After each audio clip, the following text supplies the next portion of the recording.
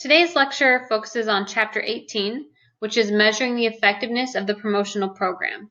So for years, it's been a struggle for advertising managers to get an idea of how well their advertising programs are actually working, right? And senior management always wants marketers to determine the effectiveness of their promotional programming.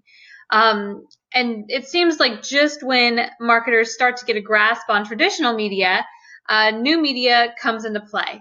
Right, so we talked about our ability to measure TV advertising, radio advertising, and social media. But then you have to think about all of the new forms of social media marketing, all of the forms of support media we've talked about, all of the forms of direct marketing and sales promotions and PR and publicity. So there's always something new to look at.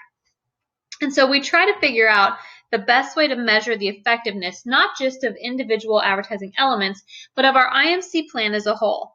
And so the first kind of topic we need to look at is why measurement is so important. And measurement's important for a lot of reasons, right? But A, it helps us evaluate our individual element performance so we can see how TV does versus social media versus support media, to be able to look at the investment on those individual tactics. And it also provides that input for future campaigns, because when we evaluate our individual performance, we can look at how each one did and decide whether or not we want to use it again. Right? And it helps us determine our budgets as well. So moving forward, do we need to adjust our budget, spend more in some areas, less in some areas? What is the best way to appropriate funds in our plans? Right? So those are kind of why measurement is so important. And we'll talk about why some companies choose to measure effectiveness today and exactly how they do it. Okay, but first, let's look at a few overall reasons to measure that effectiveness. It helps us avoid really costly mistakes. So advertising is a $20 billion industry, right? So there's no room for error. If you make an error, you can lose a lot of money. And a lot of advertisers do make errors, but what we can do when we measure effectiveness is start to avoid making those again in the future, because measurement helps us evaluate our alternative strategies.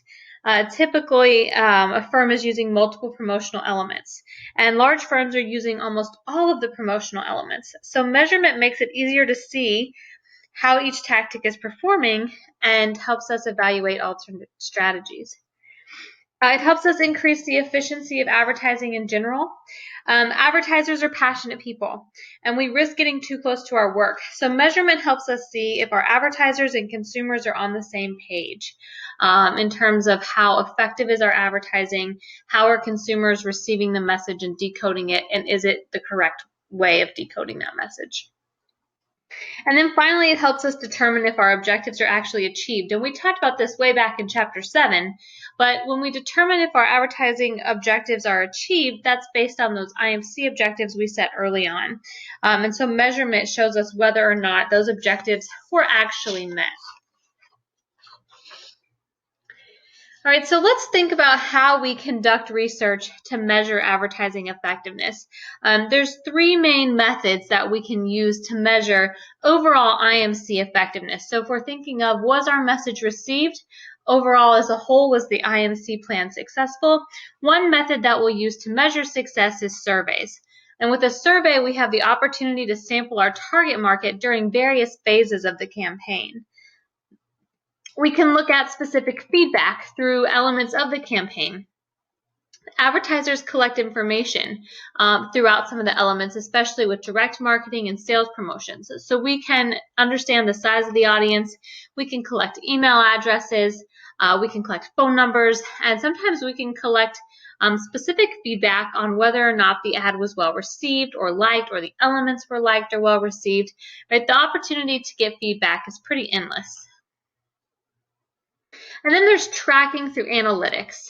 It's easy to track viewers, engagements, especially when we look at media forms like social media, where there are specific analytics tied to specific platforms that we use. Okay, so three main methods to measure: surveys, feedback, and tracking. All right, so what do we test? All right, when we think about our model of communication from earlier this semester, the answer to that question, what should we test, comes from that model. Right? So we can test our source factors. We can look at whether or not our spokesperson is effective. We can look at our message variables. We can look at the message specifically to see if it has a strong call to action. We can look to see if the message is clear or if the message is memorable. And we can also look at our media strategies. When we look at our media strategies, this is the research conducted to determine if our channels and our media vehicles are effective or not. Right? And so our research can be conducted on traditional media compared to new media. We can look at scheduling, the evaluation of flighting versus continuous. Right? There's lots we can look at in our media strategy. And then we can also look at our budget decisions, right? Did we spend enough money on certain parts of the campaign? And a lot of what you're going to measure for Helms College is going to focus around media strategies and budget decisions. So are we using the right media strategies, and are we allocating our budget in an appropriate way? Okay, so now we know what to test. Let's look at when to test. There's a couple different times that advertisers conduct tests of their advertisements. And all test measures are classified according to when they're conducted. Okay, so a lot of times tests will happen before the campaign is implemented, and we call these pre-tests. Right? And then sometimes measures are taken after the ad has already been out in the field in front of consumers for a certain period of time, and we call that a post-test. So are we going to test the material before we actually implement the campaign or after? And most advertisers will do both, especially if you work for a large company and you have the time and money to test at both times. Okay. So we know what we're going to test. We know when we're going to test. So let's talk about where we test. A lot of advertising tests are done in a laboratory. And when we do a test in a laboratory, this is when we bring people to a particular location and we show them our ads. And so testers ask specific questions about those ads. And an advantage to testing ads in a laboratory is that it allows for the advertiser to control the situation and make changes as necessary. So we can control things like the copy, the images, the color, right? We are able to collect more data because it's in a lab type setting. Right? A big disadvantage or limitation is that there's a lack of realism. So when people are brought into a lab, they might scrutinize the ad a lot more closely than they would have if they had seen it on TV or in a magazine or on a social networking site. Also, they have no distractions. So they only focus on the ad. There's no background noise like a spouse or a pet or children, friends, cooking dinner, going to the restroom, etc. All those interruptions that you would normally have when you're looking at advertisements, you don't have when you're testing in a lab. All right, so if we don't test in a lab, where can we test? We can do what we call field tests. And a field test is when an ad is viewed under natural viewing conditions, complete with the realism of noise, distraction, and the comforts of home. So these field tests often take into consideration the effects of repetition, program content, and competitive messages that are happening during that advertisement viewing. So for example, right, you might show your ad in a movie theater, right, for a pre-test when it's with a lot of other ads and it's in front of a large group of people where there could be distractions. And so you're actually going out in the field to conduct these studies. So the disadvantage here, or the limitation, as you can imagine, is that advertisers have a lack of control that they would have in the laboratory. If atypical events happen during the test, they can bias their results. And so oftentimes field tests take a lot more money and a lot more time to conduct because you have to get them right. And you have to be able to collect data that is usable as you're starting to measure the effectiveness of advertisements. All right, so let's talk a little deeper about the pre-testing process.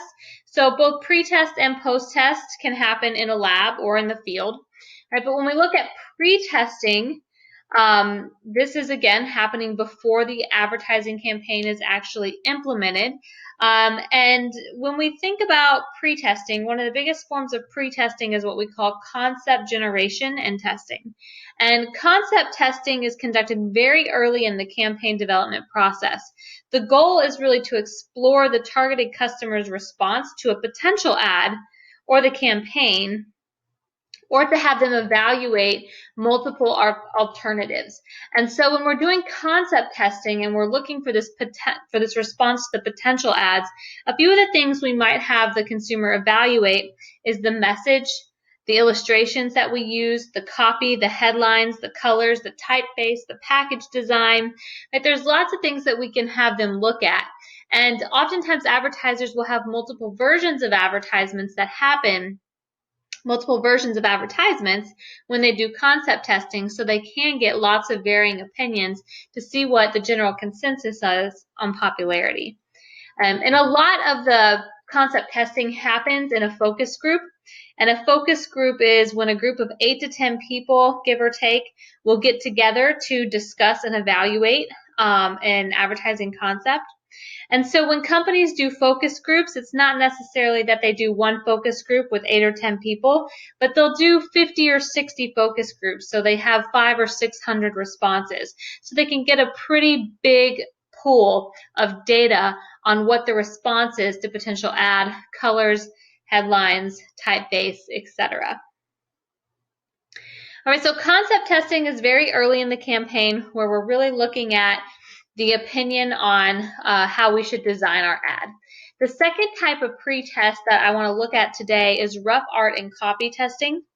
We've already talked about how expensive it is in here to produce a commercial or a new form of advertisement. And so a lot of companies, what they'll do is create digital mock-ups or renderings of final ads to show to their consumers. And so they'll take these mock-ups or renderings and they'll conduct the test in a lab setting. So rough art and copy testing generally happens in a lab. And what they're looking for are comprehension and reaction results. And so when we show these mock-ups or these renderings to this group of consumers in a lab, what we want to know is whether or not that ad conveys the intended meaning. So do you actually understand what we're saying to you? So things we might show in this stage are a storyboard. We might show a pre-printed version of a magazine ad. We might look at variations of Facebook ads that have already been created. But this is a kind of a test run to see if consumers are getting the message and they're reacting the way we want. So at this point, we've already determined the concepts, we've developed the colors, packaging, messaging, etc. And now we're looking to see what the reaction to those are. Okay. And rough art and copy testing can happen in focus groups, or they could also happen in one-on-one interviews or group interviews with smaller numbers of consumers at one time. But we still look for a pretty large sample size during this type of testing. Again, 500 or 600 responses. Okay.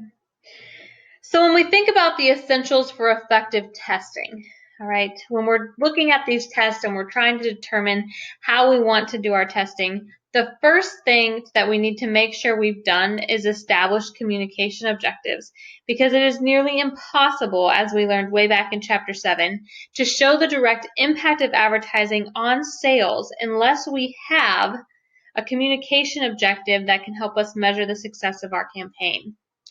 All right, we also need to use both pre-test and post-test. Pre-testing makes sense because the response can determine the difference between a successful and a failed campaign very early. Right? We can see what the consumers want to look at. We can get their reaction to the message. But post-testing, however, can measure the true effectiveness of the actual campaign. Right? So that test that happened after the campaign has been out in the public for a while, and what the general response is to that is very beneficial. Right, so that's all we're really going to cover on Chapter 18 and measuring effectiveness. When you think about measuring effectiveness, you'll look at that from a perspective of the overall IMC campaign and the individual campaign elements. All right, so we will wrap up there. and you have the rest of the class period today to do some project work on either Helms College if you need to finish your section, or on your IMC company project. I will see you all Thursday at the beginning of class.